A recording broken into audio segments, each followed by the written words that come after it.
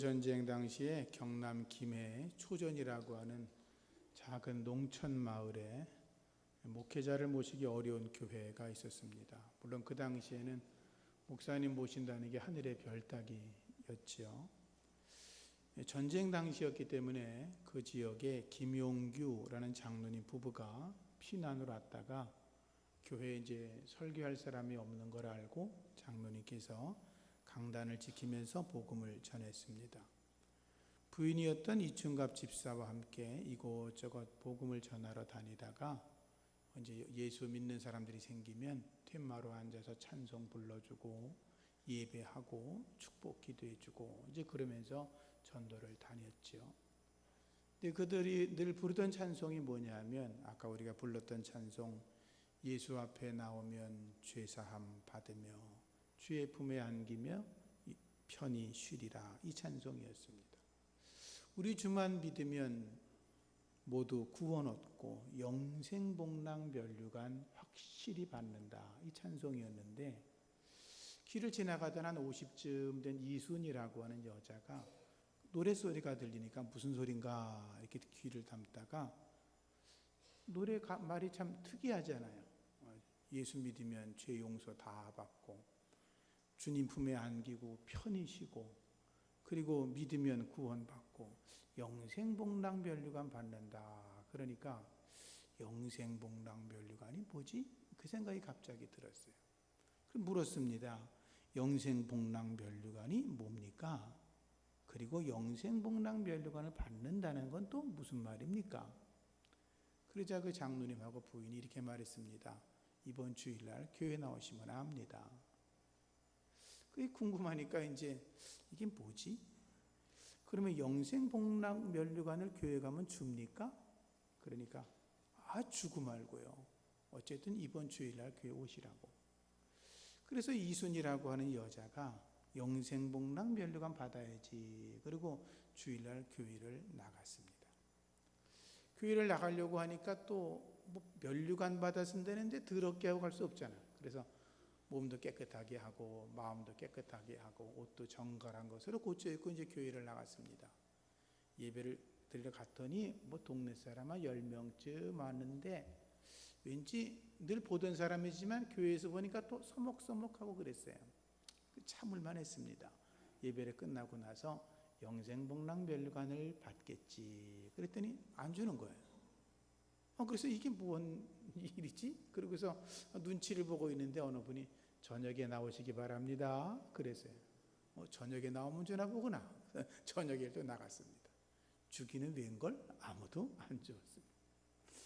체면에 물어볼 수는 없고 그래서 그냥 가만히 있는데 어떤 분이 수요일날 또 나오세요 그랬어요.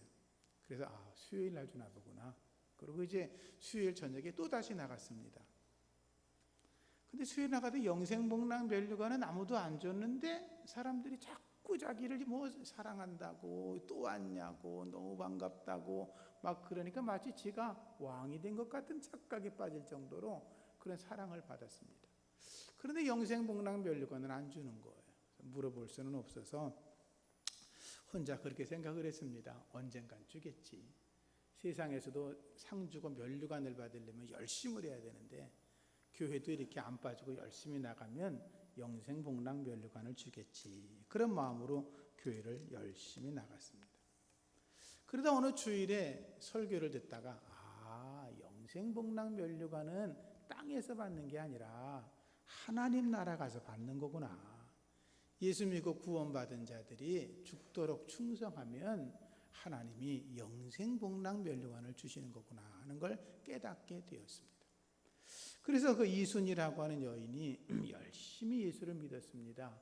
자기 딴에는 정말 죽도록 충성했습니다. 그 당시는 뭐 다 제사 지낼 때니까 제사 문제도 이겨내고 하나님을 섬기고 또 어려운 농촌 살림에 그 어려운 교회를 다 살림을 도맡아 하다시피 하고 또 자녀들이 5인데 다 예수 믿게 만들어서 목사도 세우고 집사도 세우고 장로님도 세우고 사모님도 세우게 되었습니다. 그 사모님이 둘째 딸이었는데 그분이 강서구에 있는 그 경향교회 그 원로 목사님이 서건태 목사님의 부인이시라고 그럽니다. 영생복락면류관 받으러 교회 나갔다가 예수 믿고 가정을 다 예수 믿어 믿음의 명문 가문 만들고, 아마 그분은 하나님 나라 가셨겠죠. 하나님 나라 가서 영생복락면류관을 받은 것입니다. 여기 계신 모든 분들도 영생복락면류관 받으시기를 축복합니다. 오늘 성경에 보면 7 집사를 세운 이야기가 기록되어 있고, 또 7 집사들이 어떤 일을 했는가를 성경은 우리에게 말씀해 주고 있습니다. 사람들은 행복에 대한 가치가 서로 다 다릅니다. 어떤 사람들은 물질이 풍요한 것이 행복이다 이렇게 생각을 하고, 어떤 분은 공부를 많이 해서 지식이 넘치는 것이 행복이다 이렇게 생각하고, 어떤 분은 쾌락의 삶을 누리는 게 행복이라 그러고, 어떤 이들은 남들을 부릴 만한 힘이 있어야 된다고 그렇게 생각을 합니다. 그런데 성경에 나타난 이 집사들, 주님의 이 백성들은 땅에 살고 있지만 땅의 것을 행복의 가치로 누리지 않고 하나님 나라 시민이라는 걸 알았기 때문에 하나님 나라의 것을 가치를 두고 살았고, 땅에 있는 것이 아니라 하늘의 것으로 행복의 기준을 삼았다라고 하는 것입니다. 우리도 땅에 삽니다. 그러나 우리는 하나님의 백성인 줄로 믿습니다. 땅에 살아서 우리가 땅의 것을 소유하고 땅의 것을 누리는 것도 물론 땅에서의 행복이겠지만, 우리는 그보다 더 높은 차원의 것, 하나님의 나라의 것으로 충성하며 사명을 감당하시면서 하늘의 행복을 누리시기를 축복합니다. 교회에서 세운 7명의 집사들은 구제와 봉사를 통해서 행복을 경험했습니다. 오순절 성령 강림으로 인해서 예루살렘 교회가 폭발적으로 부흥을 했습니다. 성령 충만 받은 제자들이 나가서 복음을 전하니까 하루에 3,000명도 예수 믿는 기적이 일어났습니다. 그런데 교회를 찾아오는 많은 사람들 가운데 다 건강하고 잘 살고 부유한 사람만 온 게 아니라 나이가 60이 넘어 과부가 되고 어려운 그런 사람들도 많이 있었습니다. 그래서 교회는 그들을 구제하고 봉사하기에 힘썼는데, 그 많은 사람들이 구제를 받았는데 어느 날 보니까 헬라파 출신의 과부들이 구제를 제대로 받지 못하는 게 문제가 돼서 그것을 문제를 삼기 시작했고, 교회는 서로 그것에 대해서 논의하다가 사도들은 말씀을 전하는 것과 기도하는 일에 전력하기로 하고, 그 일을 감당하기 위해서 7명의 집사를 세우게 되었는데, 그들의 자격은 성령과 지혜가 충만하고 칭찬받는 사람이었다는 것입니다. 우리도 다 집사님 이렇게 되시고, 또 권사님도 계시고 또 장로님들도 계시는데, 우리가 성령 충만하고 지혜가 충만하고 그리고 하나님과 사람들에게 칭찬받아야 될 줄로 믿습니다. 여기서 봉사라는 말, 디아코노스라는 말에서 집사라는 말이 나왔거든요. 7 집사는 구제와 봉사를 행복의 가치로 두고 살았습니다. 그들을 섬기는 것에 대해서 조금도 불평하려고 하지 않았습니다.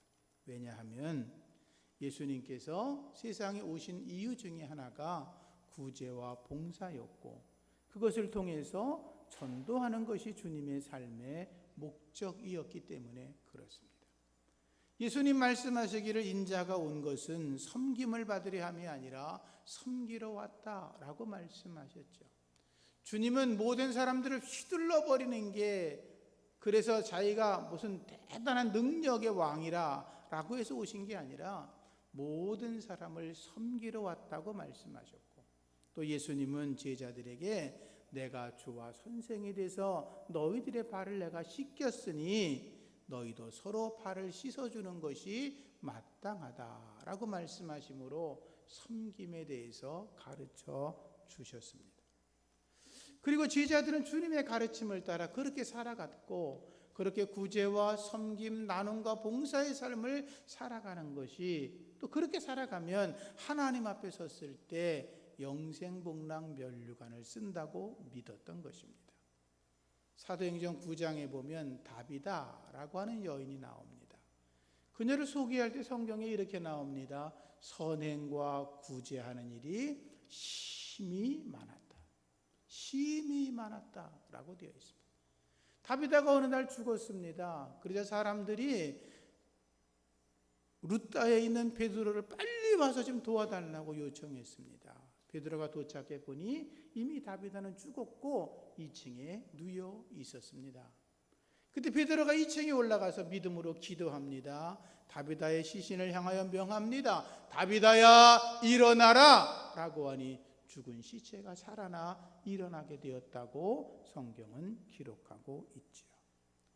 사도행전 10장을 보면 가이사랴의 고넬료라고 하는 백부장의 이야기가 나옵니다. 그 사람을 소개할 때도 뭐라고 하냐면 이 고넬료는 하나님을 경외하고 백성들을 많이 구제하고 이렇게 기록이 되어 있습니다. 그리고 하나님께 기도에 힘썼던 사람이라고 되어 있죠. 어느 날 그가 기도하는 중에 환상에 나타납니다. 베드로를 초청해서 말씀을 들으라고. 베드로를 초청해서 말씀을 듣습니다. 말씀을 듣다가 성령이 임했고 고넬료와 그의 가족과 친지와 주변 사람들이 그날 구원함을 받는 사건이 기록되어 있습니다. 요한 3서에 보면 가이오에 대한 이야기가 나옵니다. 가이오는 그 당시에 교회를 돌아다니면서 복음을 전하는 순회 전도자들, 설교자들의 이야기가 나오는데 그들을 그가 자기 집으로 모셔드립니다. 잠을 재워드리고 식사를 제공하고 여비를 드립니다. 그런데 여러 사람의 그런 이야기를, 그런 은혜를 받으면서 당시 최고 교회 지도자였던 사도 요한에게 편지를 썼습니다. 보고했습니다. 그 가이오라는 분이 우리에게 이렇게 사랑을 베풀었습니다. 그래서 사도 요한이 가이오에게 개인적으로 써서 보낸 편지가 요한 3서인 것입니다. 사랑하는 자야, 내 영혼이 잘된 같이 내가 범사에 잘되고 강건하기를 원한다. 이렇게 축복의 메시지를 전하게 된 거죠. 다비다, 고넬료, 가이오는 어떤 보상을 받으려고 누구를 섬기고 구제하고 그리고 봉사했던 것이 아닙니다. 그들은 그저 마땅히 그것이 하나님이 자기들에게 맡긴 사명이고 그것을 통해서 하나님이 주시는 하나님의 행복을 경험할 수 있는 가장 아름다운 것이었기 때문에 마땅히 행하는 것으로 알았다는 거죠. 그리고 하나님은 그들에게 영생복락 면류관을 허락하여 주셨습니다. 사랑하는 성도님들, 영생복락 면류관 받으시기를 축원합니다. 이 집사님들은 또 어떤 일을 했느냐? 그들은 전도하는 것을 통해서 행복을 경험했습니다. 카릴티란 사람이 그런 말을 했습니다. 인생에 있어서 가장 큰 행복은 사명을 깨닫는 것이다 라고 말했습니다. 사람이 태어나서 내가 어떤 사명을 가지고 태어났는지, 어떤 사명이 내게 있는지, 하나님이 내게 어떤 일을 맡기는지를 아는 사람이 있다면, 또 그렇게 살아간다면 그 사람은 이 땅에서 가장 큰 행복을 누리며 살아가고, 그들은 비록 땅에 살지만 하나님의 행복을 경험하며 사는 것입니다. 그런데 7명의 집사들은 구제와 봉사만이 아니라 복음을 전하는 전도에 힘을 다했고 그것이 자기들에게 맡겨진 사명이라고 알고 있었던 것입니다. 스데반의 이야기가 계속 이어져 성경에 나옵니다. 스데반은 아는 것처럼 복음을 전합니다. 예수님 전합니다. 십자가와 부활을 전합니다. 얼굴에 성령 충만해서 마치 천사의 얼굴처럼 환한 그런 거룩한 기쁨으로 말씀을 전하는데 복음을 듣는 자들은 전혀 반응하지 않습니다. 저 나쁜 놈의 자식 죽여버려. 이게 그들의 말이었습니다. 여러분들이 전도하러 나가도 사람들이 아멘 하는 사람 몇 안 될 겁니다. 복음을 열심히 전해도 할렐루야 하는 사람 뭐 100에 하나 만날까 말까 할 겁니다. 저도 전도하다가 막 물도 뿌림도 당하고 소금도 이렇게 뿌리고 뭐 욕도 먹고 많이 당해봤는데 그거 그렇게 중요하지 않습니다. 그럼에도 불구하고 예수 믿으세요 라고 할 수 있다면 그들은 사명을 따라 일하는 사람인 줄로 믿습니다. 이 스데반 집사는 두렵지 않았습니다. 성경을 여러분 보셔서 알겠지만 스데반이 돌에 맞아 죽어갈 때에 하늘을 쳐다보니까 하늘문이 열렸습니다. 여러분, 하늘문을 열리고 본 사람이 뭐가 두렵겠습니까? 하늘문이 열려지고 인자이신 예수 그리스도가 하나님 보좌 우편에 서 있는 걸 보았습니다. 하나님 앞 옆에 인자이신 예수님이 서 계신 걸 봤는데 뭐가 두렵겠습니까? 죽음이 두렵지 않았습니다. 그는 천사 같은 모습으로 돌에 맞아 순교했습니다. 그리고 돌 던지는 자들을 향하여 기도하지요. 하나님, 저들이 저들의 죄를 알지 못한다고 기도합니다. 맡은 사명을 감당하고 마지막 생명을 다해도 그의 영혼 속에는 하나님의 거룩한 기쁨이 있었던 것입니다. 여러분, 복음을 전하면 하나님께서 거룩한 기쁨, 참된 행복을 우리에게 주시는 줄로 믿습니다. 빌립 집사 이야기도 이어서 나옵니다. 그도 복음을 전하는 십자가 군병이었습니다. 초대교회가 박해를 받습니다. 전도를 열심히 하면 교회가 부흥해야 되는데 아주 박해가 심하게 찾아오니까 제자들 외에 모든 사람이 도망갑니다. 사마리아로 빌립이 도망갔습니다. 목숨은 살려고 도망은 갔지만 자기 속에 있는 성령의 능력, 복음의 능력을 전하지 않고는 견딜 수 없어서 빌립이 전도하다 보니까 귀신이 도망가고, 그리고 중풍병자들이 낫기 시작하고 걷지 못하는 사람들이 걷기 시작했습니다. 그 성에 큰 기쁨이 있었다고 성경은 기록하고 있습니다. 심지어 점쟁이였던 마술사 시몬도 회개하고 예수를 믿습니다. 사마리아의 교회가 왕성해진다고 하는 소문이 예루살렘에 들리니까 베드로와 요한이 이게 무슨 일이야? 진짜야? 사실이야? 찾아갑니다. 찾아가 보니 과연 교회가 부흥하고 있었습니다.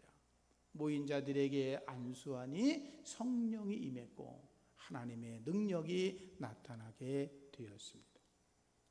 그 뒤에 빌립은 성령의 인도를 받고 에티오피아 내시를 전도합니다. 사도행전 21장에 보면 그의 가족에 대한 얘기가 잠깐 나오는데 사도 바울이 빌립의 집에 잠깐 머물렀을 때 그 집에 딸 4명이 있는데 4명이 다 예언하는 여자더라, 이렇게 기록이 되어 있습니다. 빌립의 가정은 믿음의 가정, 예언하는 가정, 기도하는 가정, 전도하는 가정이었고 믿음의 명문 가문을 세웠고 그들도 하나님 앞에 섰을 때 영생복락 면류관 받았은 줄로 믿습니다. 영생복락 면류관 받아쓰기를 주의 이름으로 축원합니다. 주님이 내게 베풀어준 은혜가 너무나 크기 때문에 나 같은 죄인 중에 괴수를 구원하는 그 사랑이 너무나 커서 그래서 자기들도 예수님이 다 하지 못하는 거 하나님 나라 가셨으니 그 사명을 우리가 이제 대신해서 하겠다고 그들은 그렇게 고백을 했던 것입니다. 예수님께서 제자를 삼으신 것도 전도를 위함이었습니다. 예수님은 제자들을 둘씩 짝지어 내보내십니다.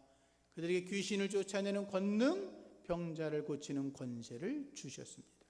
그런데도 예수님은 어린 양들을 이리 가운데 보내는 것과 같다라고 염려하셨습니다. 그런데 제자들은 전도 사명을 잘 감당했습니다. 전도하다 보니까 귀신 들린 사람을 만났습니다. 예수 이름으로 명하노니 사탄아 물러가라, 명령하니 귀신이 나갔습니다. 병자들을 만났습니다. 주님의 이름으로 간절히 기도하니 병마도 떠나갔습니다. 엄청난 기적을 경험한 제자들이 돌아와서 말합니다. 예수님, 정말로 신기한 일을 봤습니다. 주님의 이름으로 귀신을 쫓아내니 귀신이 도망갑니다. 주님의 이름으로 기도하니 병자가 일어납니다. 예수님의 이름의 권세가 얼마나 강력한지 제가 비로소 알았습니다. 여러분, 예수의 이름의 권세가 능력이 있다는 것을 전도를 통해 경험하시기를 축원합니다. 그래야 우리의 믿음이 더 자라나는 것입니다. 예수님께서 말씀했습니다. 잘했다. 정말 잘했다. 너희들 정말로 착하고 충성된 종이다. 그런데 내가 너희들에게 뱀과 전갈을 밟으며 원수를 제어하는 권능을 주었다. 그들이 너희를 절대로 해하지 못할 거다. 내가 사탄이 하늘에서 번개처럼 떨어지는 걸 보았다. 그런데 너희들이 그런 것으로 기뻐하지 말고 능력받았다, 권세가 있다, 내가 주의 이름으로 했다, 이런 걸로 즐거워하지 말고 너희들의 이름이 하나님의 나라 생명책에 기록된 것으로 기뻐하라 라고 말씀하셨습니다. 하늘나라 생명책에 기록된 자가 천국에 이르는 줄로 믿습니다. 하늘나라의 생명책에 이름이 기록된 자들이 영생복락 면류관을 받는 것입니다. 하나님 나라 이르러 영생복락 면류관 받아쓰기를 축원합니다. 그래서 제자들이 복음을 전하다가 매질을 당해도, 복음을 전하다 감옥에 들어가도, 복음을 전하다가 쇠사슬과 발에 사슬이 얽어매져도, 복음을 전하다가 심지어 죽음을 당해도 두렵지 않고 감사함으로 그 일을 감당해낼 수가 있었던 것입니다. 주님의 이름으로 전도의 사명을 감당하셔서 여러분들을 통해서 생명 얻는 사람들이 많아지기를 예수 이름으로 축복합니다. 러시아에 살았던 보리스 콘펠드라고 하는 의사가 있었습니다. 콘펠드라고 하는 분은 스탈린은 신이 아니라 사람이다 라고 말을 했다는 죄 때문에 강제노동 수용소에서 일하게 되었습니다. 뭐 당연한 얘기 아닙니까? 스탈린이 신이 아니고 사람이다. 그런데 끌려서 감옥에 들어갔습니다. 의사였기 때문에 그는 죄수들을 돌보게 되었는데 그의 사명은, 그가 해야 될 일은 뭐냐 하면 죄수들이 병원에서 죽지 않고 일하다가 죽도록 놔두는 겁니다. 무슨 말이냐면 죄수들이 강제노동을 하다가 병이 걸리면 고쳐주는 게 아니라 그냥 와도 아픈데 하나도 없어, 괜찮아 이렇게 말을 하고 가서 노동 계속하다가 죽을 때까지 그냥 놔두는 거, 그게 의사가 하는 일이었습니다. 그런데 그렇게 이제 뭐 하면서 사람들이 죽어가니까 양심에도 좀 거리낌이 있었을 거 아니겠어요? 그러다 어느 날 죄수에게 전도를 받았습니다. 죄수가 이렇게 말합니다. 비록 언제 죽어갈지는 모르지만 저에게는 희망이 있습니다. 아니, 죽어가는 놈이 무슨 희망이 있어? 그가 이렇게 말합니다. 저에게 희망과 행복을 주신 분이 계신데 그분이 예수 그리스도이십니다. 나는 죽어도 걱정 없습니다. 왜? 하나님이 이미 천국을 예비하셨고 나는 그 나라에 들어가기 때문이라고 이야기를 했어요. 콘펠드라는 의사가 그 말을 듣다가 충격을 받습니다. 그리고 생각을 깊이 하다가 예수를 영접하게 되었습니다. 그런데 그 죄수가 또 이렇게 이야기했습니다. 사실 우리 강제수용소 안에도 지하교회 같은 것이 있는데 우리가 늘 기도하고 있습니다. 그리고 하나님은 우리의 기도를 지금도 듣고 계시다고. 이 보리스 콘펠드가 그러면서 예수를 믿고 자기도 복음의 빚진 자라는 걸 알고 환자들이 그전에는 와도 괜찮아, 아픈 데 없어 이렇게 하다 죽여버렸는데 그가 회개하고 환자들을 돌보기 시작합니다. 약을 마음껏 쓰기 시작하고 환자들을 정성껏 따르니까 상부에서 지시가 내려왔습니다. 너 그렇게 하다가 너도 죽을 수 있어? 여러 번 경고를 받았는데 개의치 않고 환자를 치료합니다. 어느 날 장암에 걸린 죄수를 치료하고 있는데 그를 고쳐주게 되었습니다. 장암에 걸린 죄수가 얘기합니다. 이렇게 하면 당신이 죽을 수도 있는데 라고 말하니까 콘펠드가 이렇게 대답했습니다. 괜찮아요. 당신과 나를 위해서 이미 죽으신 분이 계시니까. 죄수가 묻습니다. 그분이 누굽니까? 예수 그리스도이십니다. 그 장암에 걸린 죄수를 살렸다는 이유 때문에 콘펠드가 공개 처형을 당해 죽고 말았습니다. 많은 사람들이 그의 죽음을 안타까워했고 장암에 걸렸던 죄수도 그의 죽음을 보고 가슴이 아팠죠. 그리고 이렇게 기도했습니다. 그가 보리스 평안히 가십시오. 나는 복음의 빚진 자입니다. 이제는 내 차례입니다. 이제 내가 주님의 사랑과 주님의 생명을 전하는 자가 되겠습니다 라고 기도했는데, 그 사람이 바로 스탈린 정권과 맞서 싸우고 노벨상을 받았던 알렉산더 솔제니친이었습니다. 여러분, 우리가 누구에게 복음을 전하면, 그 사람이 우리의 복음을 듣고 예수를 믿게 되면 그건 기적이 일어나는 것입니다. 물론 저와 여러분이 전할 때 모든 사람들이 다 아멘, 할렐루야, 내가 복음을 기다렸습니다, 그럴 사람은 100에 하나 될까 말까 하지만, 우리가 예수를 전하다가 구원받는 백성들이 있으면 그들이 하나님 앞에서 큰 자가 되고, 그 영혼들 때문에 저와 여러분들이 하나님 앞에서 영생복락 면류관을 받아 쓸 줄로 믿습니다. 솔제니친이 이제는 제 차례입니다, 제가 십자가의 사랑과 생명을 내가 전하겠습니다 라고 고백했던 것처럼, 우리도 이제 우리의 차례입니다, 우리가 복음을 전해보겠습니다 라고 고백하는 우리 모두가 되기를 주의 이름으로 축복을 드립니다. 지난주도 말씀을 드렸지만 복음화 전도하듯이 해보십시오. 예수 믿으세요. 믿는다 그러면 할렐루야고, 안 믿는다 그러면 예수 믿으면 참 좋습니다. 그래도 안 믿는다 그러면 그래도 예수 믿으셔야 됩니다, 제가 위해서 기도하겠습니다, 이렇게 예수를 전해보는 하나님의 사람들이 저와 여러분 되기를 주의 이름으로 축복합니다. 기도하겠습니다. 하나님 감사합니다. 우리도 복음을 전할 수 있는 믿음, 능력, 그 사명을 감당케 하여 주시옵소서. 이제는 제 차례입니다. 저도 예수의 십자가 사랑을, 예수의 십자가의 생명을 전하겠습니다 고백하며 만나는 사람들에게 예수 믿으세요 라고 전할 수 있도록 은혜 내려 주시옵소서. 예수님 이름으로 기도합니다. 아멘. 할렐루야.